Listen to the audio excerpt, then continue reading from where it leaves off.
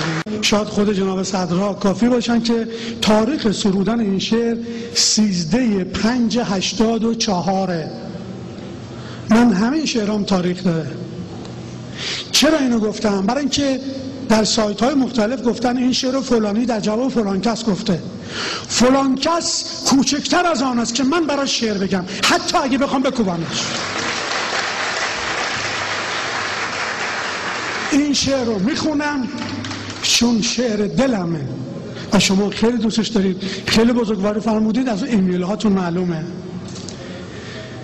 وقتی تو میگویی وطن، من خاک بر سر میکنم، گویی شکست شیر را از موش باور میکنم.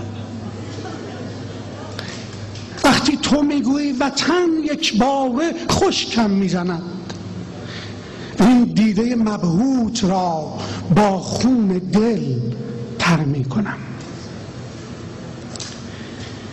وقتی تو میگویی وطن، بر خویش میلرزد قلم، من نیز رقص مرگ را با او به دفتر میکنم. بی کوروش و بی تهمتن، با ما چه گوی از وطن؟ با تخت جمشید کهن من عمر را سر میکنم. خون اوستا در رگ فرهنگ ایران میدود، من گاتهای عشق را مستانه از بر میکنم. وقتی تو میگویی وطن، شاهنامه پرپر میشود، من گریه بر فردوسیان پیر سخنور میکنم. وقتی تو میگویی وطن، بوی فلسطین میدهی، من کی نژاد عشق با تازی برابر میکنم.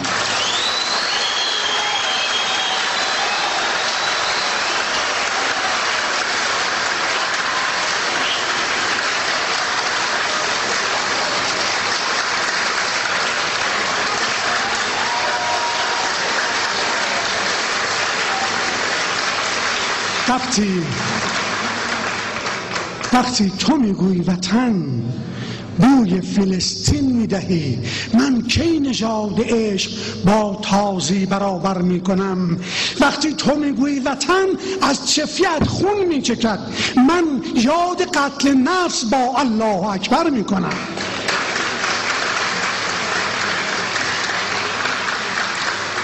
وقتی تو میگویی وطن، خون است و خشم و خودکشی، من یادی از حمام خون در تل زعتر میکنم.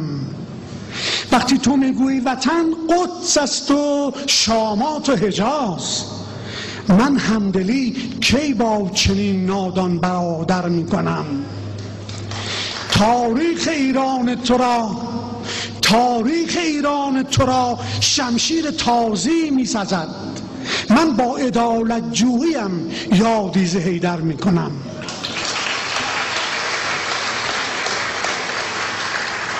ایران تو یعنی لباس تیره عباسیان، من رنگ روشن بر تن گلگون کشور میکنم.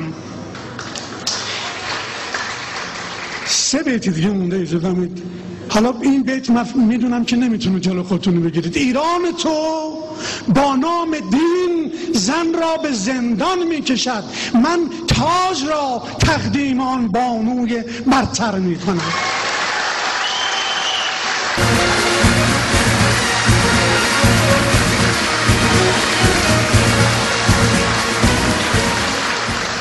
ایران تو با نام دین، اگر جناب صدر نفرمایند چرا تکرار کردیم بعضی ابیات رو.